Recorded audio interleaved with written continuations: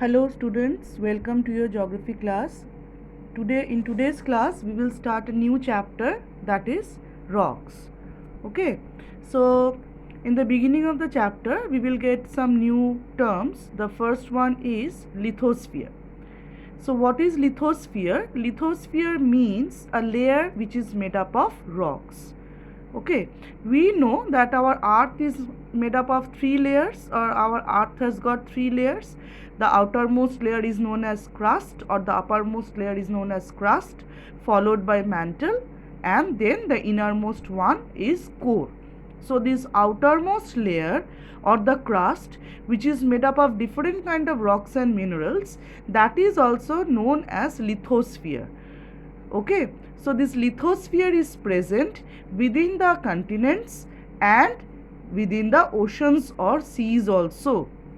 That is, the ocean bed or the sea bed, that is also made up of different kind of rocks. So together the oceans and continents, they are actually part of this lithosphere.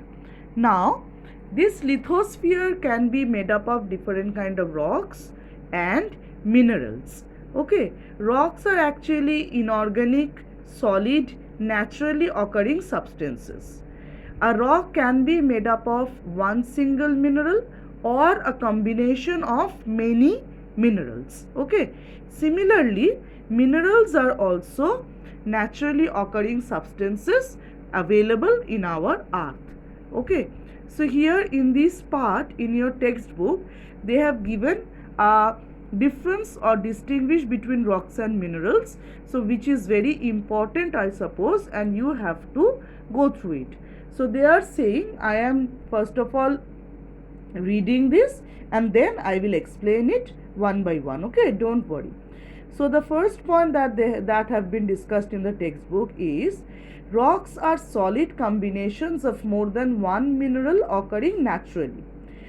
And in the other side they have discussed minerals are solid formations that occur naturally in the earth. They are inorganic in character.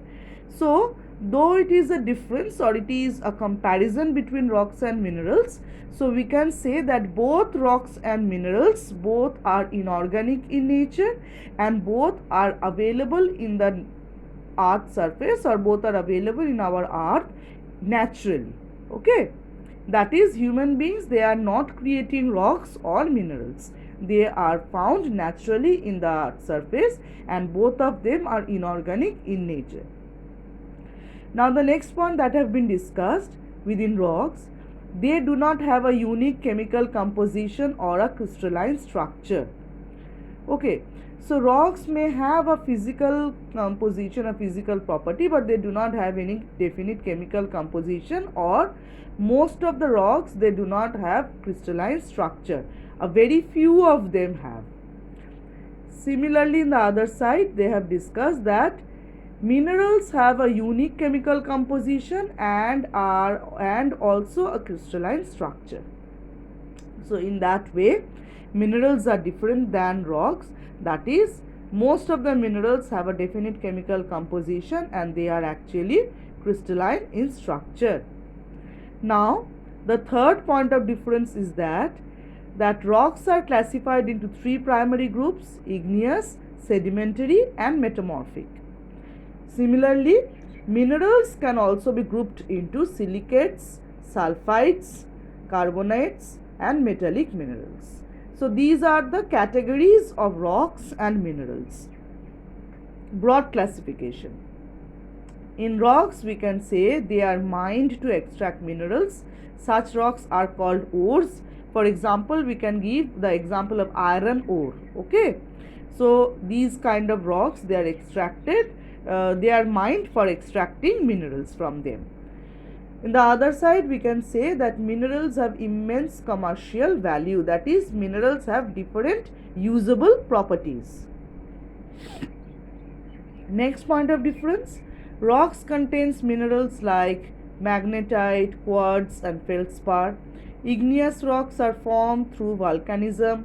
Sedimentary rocks are created by deposition. Metamorphic rocks are formed through transportation or transformation. So over here in this point, they have mainly given stress upon the different procedures or the different processes through which rocks are formed. Like igneous rocks are mainly formed through volcanism, sedimentary rocks by deposition, and metamorphic rock by the process of transformation. Similarly, in case of minerals, they are mainly no such processes are involved in the formation of minerals. So, unlike rocks, minerals cannot be formed by those processes. Like volcanism or transformation or deposition, these processes are not involved in the formation of minerals. Last point of difference, rocks have tremendous cultural, commercial, and social significance. They are also used to establish the dates of old civilizations. That means, since ancient times, human beings, they are using rocks for different purposes. Okay. On the other hand, minerals, they have great commercial value but are generally not used to establish the dates of old civilizations. Actually, minerals are mainly present in rocks, and human beings are mainly using rocks for different purposes. Mineral extraction have been started many years after human civilization. Okay, so in that way we can say that only the use of minerals, that is quite recent, but the use of rocks, that is going on, or that is very old, or that is as old as human civilization. The time from when human civilization started, human beings started using rocks, but the use of minerals, that is quite recent. Okay. So this is all about the difference between rocks and minerals. I hope all of you have understood. Now let us move on to the next section, that is the different categories of rocks. Okay, so we can classify rocks mainly into three categories on the basis of their formation.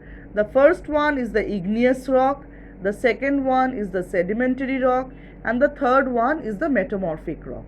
Okay, so this categorization has been made on the basis of the formation of rock. So the first rock that we are going to discuss now, or we are going to learn about, that is igneous rock. So as the name suggests, igneous means fire. So igneous rocks are mainly formed due to volcanism or volcanic eruption. Due to a volcanic eruption, when the molten magma is coming out on the surface of the earth in the form of lava, and eventually the lava solidifies, the lava cools down, the lava solidifies, it is transformed into very hard rock and compact rock, which is known as igneous rock. Okay, so my dear children, as because igneous rock was the first type of rock formed in the earth's surface, so that is why it is also known as primary rock. Okay, now this igneous rock can also be classified into different categories. The first one that we can say, or that we can discuss, that is extrusive igneous rock. What about extrusive igneous rock? The igneous rock, when the magma or the molten rock material, it is coming out through any crack or through any opening of the earth's surface, it is coming out at the earth's surface, and it has solidified and it has transformed into rock, that is known as extrusive igneous rock. Okay, so these rocks are fine grained, smooth, and crystalline. That means the grains are very small, that is why they are very smooth. Okay, and the size of the crystals are also very small. So here they have given some example of extrusive igneous rock. The best example of extrusive igneous rock is basalt.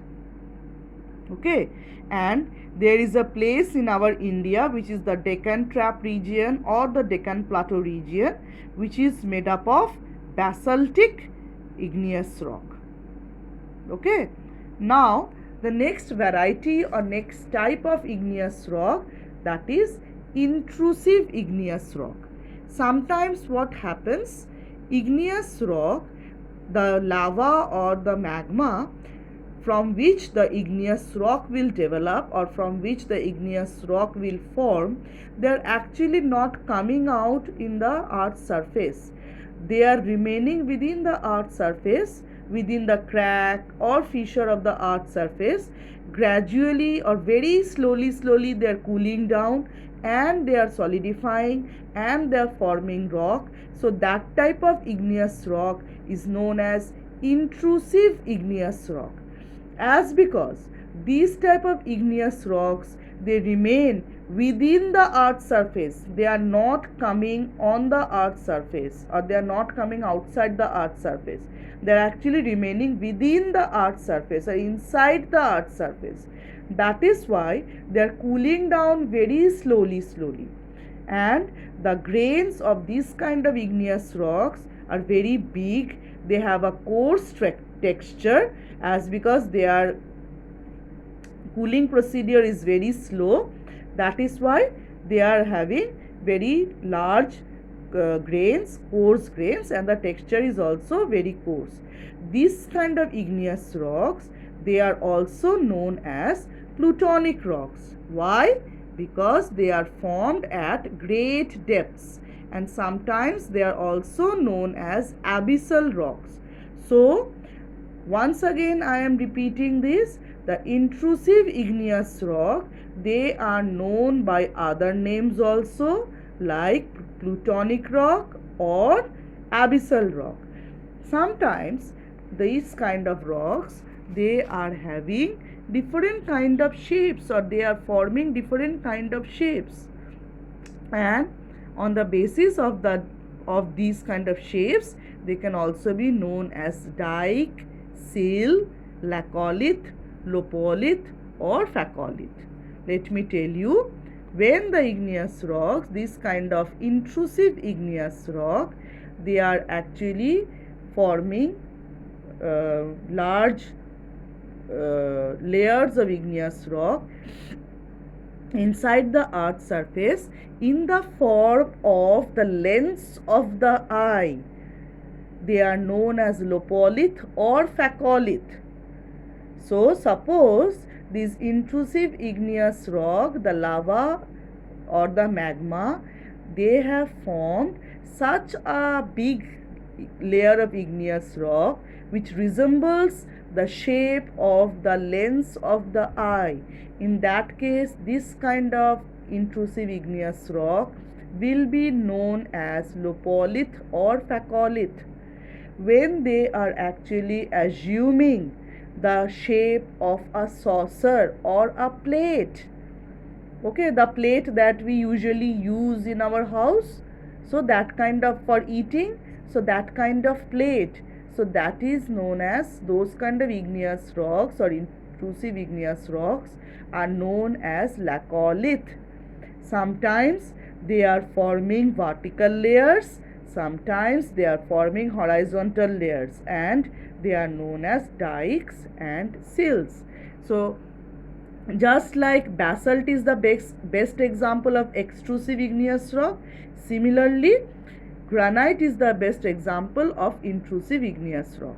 And as I have already said, that intrusive igneous rocks have large crystals.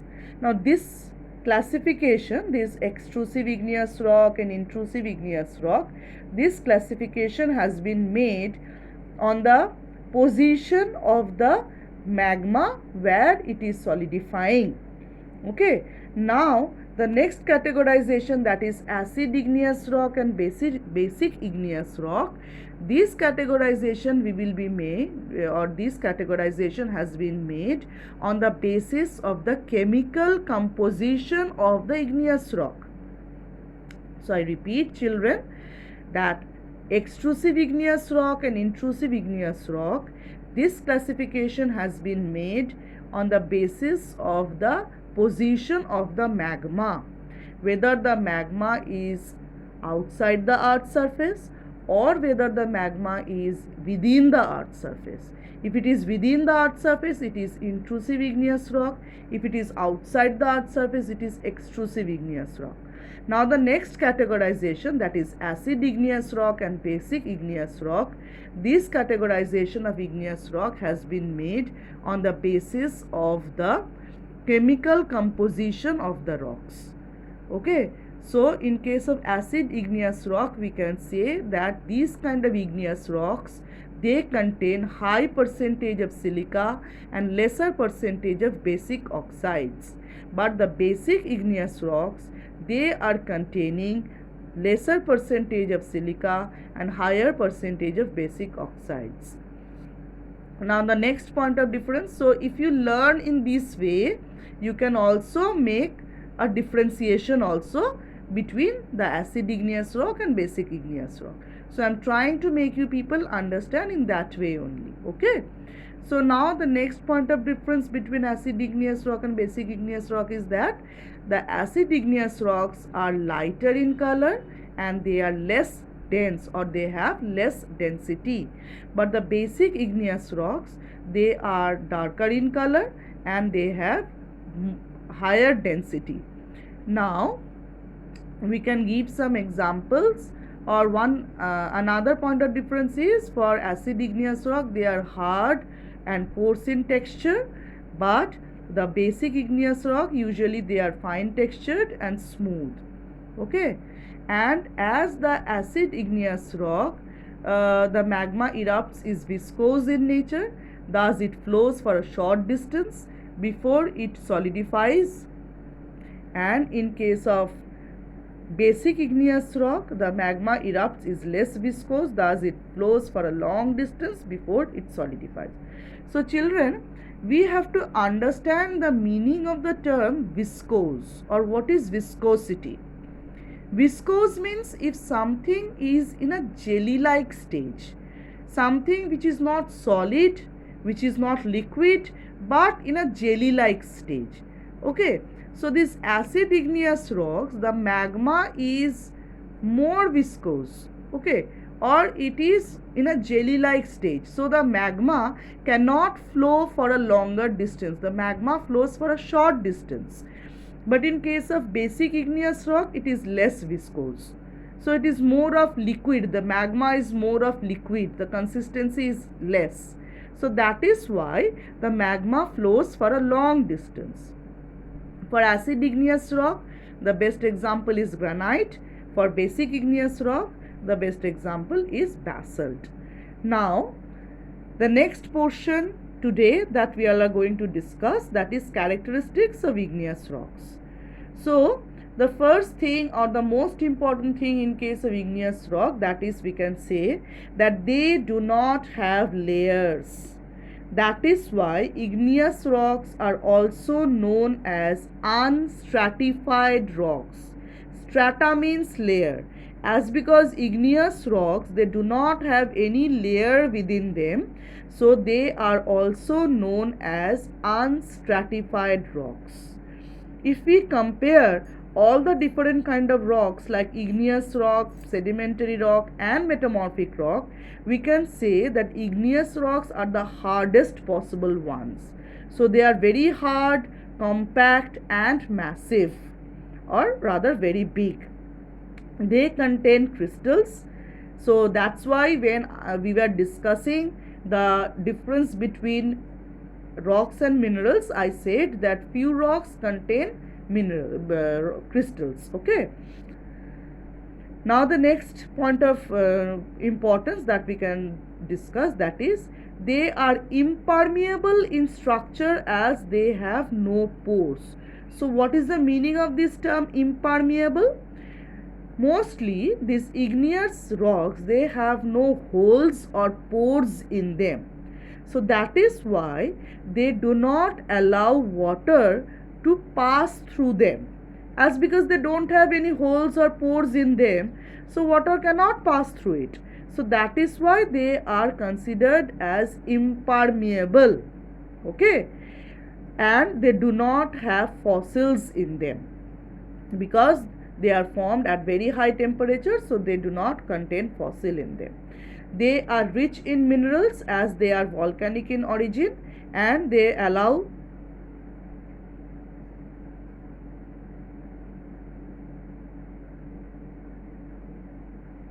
children, this line, it is a printing mistake. They allow water to pass through them. Please don't write that. Okay, they actually don't allow water to pass through them. That is why if igneous rock is present at a certain depth of the earth, water is restricted up to that level only. Water cannot go beyond that. So that is why we can say that they can hold water, but they do not allow water to pass through them. So once again, let me clarify this. They are impermeable in nature, that is, they do not allow water to pass through them. That is why within the earth's surface at a certain level, if a layer of igneous rock is there which is impermeable in nature, so water can reach up to that level only. Water cannot go beyond that. So in that way we can say that they can hold water, but they do not allow water to pass through them. So please do not learn this point. Okay. So children, today we have done up to this much, as because it is something that you have to learn properly and you have to memorize the whole thing properly. So today I will not do the whole chapter. I will be doing up to this much only. Please go through the chapter, and if you find any problem, you let me know. You are always free to ask me. I will surely clarify your doubts. Okay. In my next video, we will finish up with this chapter, that is sedimentary rock and metamorphic rock. We will be doing in the next class. Today's class up to this much. Okay. Thank you.